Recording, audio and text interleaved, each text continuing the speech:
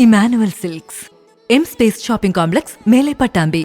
വയനാട് ദുരിതാശ്വാസ പ്രവർത്തനങ്ങൾക്ക് പുലാമന്തോളിന്റെ കൈത്താങ്ങ്. പുലാമന്തോൾ ഗ്രാമപഞ്ചായത്ത് വയനാട് ദുരിതബാധിതർക്കായി മുഖ്യമന്ത്രിയുടെ ദുരിതാശ്വാസ നിധിയിലേക്കായി 5 ലക്ഷം രൂപ കൈമാറി.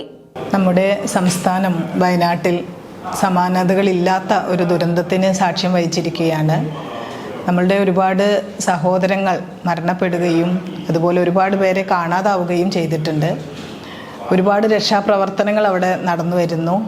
ആ സമയത്ത് തന്നെ നമ്മുടെ സർക്കാരും സൈന്യവും അതുപോലെ പല സംഘടനകളും, പോലീസുകാർ, ആരോഗ്യ പ്രവർത്തകർ, ഫയർഫോഴ്സ്, എല്ലാ സംഘടനകളും ഒക്കെ ഒരുപാട് രക്ഷാപ്രവർത്തനത്തിൽ ഏർപ്പെട്ടതിൻ്റെ ഭാഗമായിട്ടാണ് ഇത്രയും ആളുകളെ നമുക്ക് രക്ഷിക്കാൻ സാധിച്ചത്.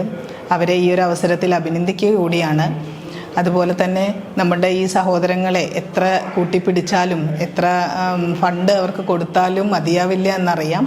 പക്ഷേ നമ്മളുടെ ഭരണസമിതി, പുലാമന്തോൾ ഗ്രാമപഞ്ചായത്ത് ഭരണസമിതിയുടെ ഒരു 5 ലക്ഷം രൂപ അതിലേക്ക് കൊടുക്കുവാൻ തീരുമാനമെടുത്തിട്ടുണ്ട്.